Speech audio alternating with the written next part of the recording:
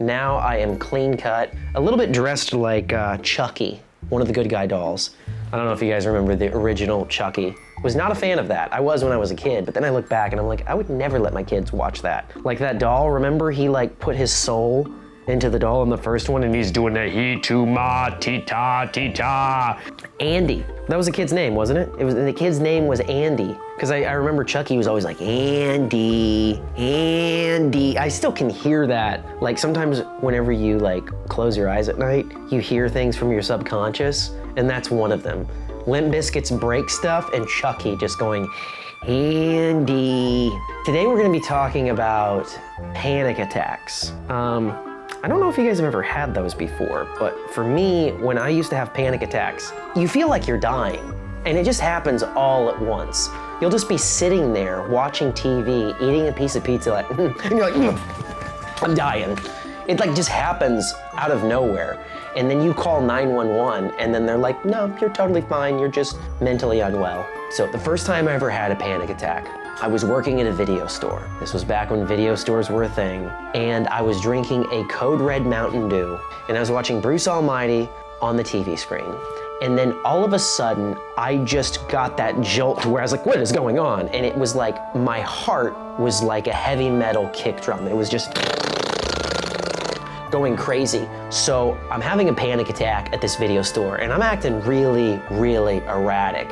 I pull my shirt over my head and across the street from the video store, there was a Subway.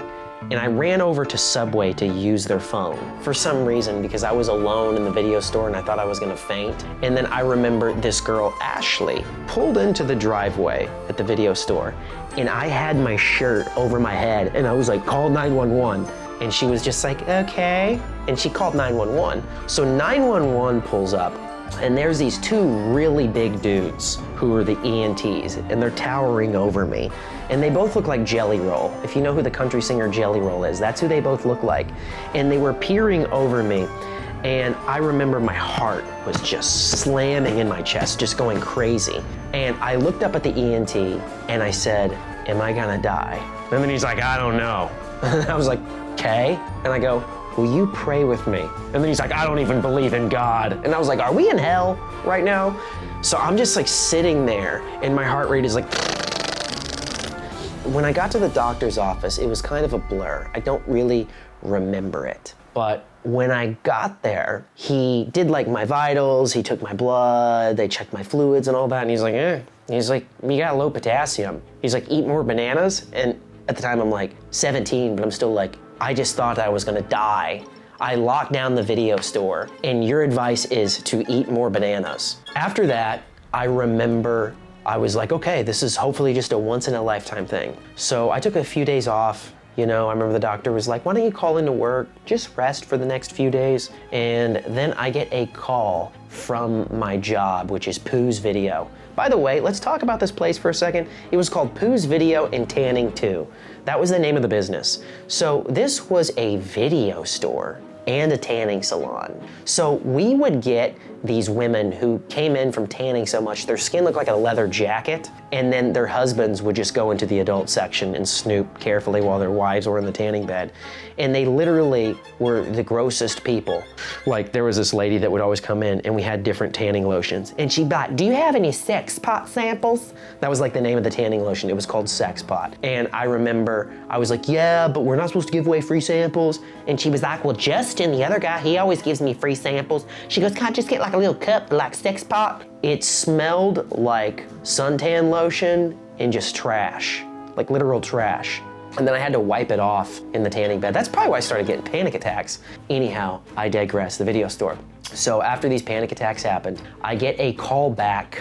It was maybe 3 days later from my boss. Now, my boss at the time was this guy named Johnny Quest. And he was a radio DJ. It was a radio DJ who owned this video store / tanning salon. This sounds like such a made up story, but I promise you it's true. And this guy just sounded like the suavest dude ever. You could hear him whenever he was DJing, like, hey everybody, it's Johnny Quest with CILFM. I remember one day they were saying Johnny is gonna come into the video store to see how you're running things because there's only one person ever working at a time. And I remember getting really nervous because I was like, man, Johnny Quest, he sounds like he's got like a square jawline and he's got like 64 girlfriends. In walks a guy that looks like an overgrown baby. And he's like, hey. And then I was like, hi, do I know you? And he's like, Johnny.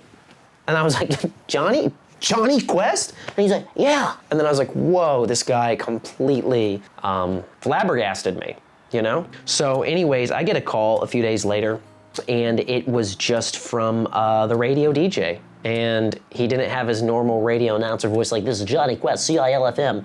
He was just like, hey Matt, we thought it was very irresponsible for you to close down the video store.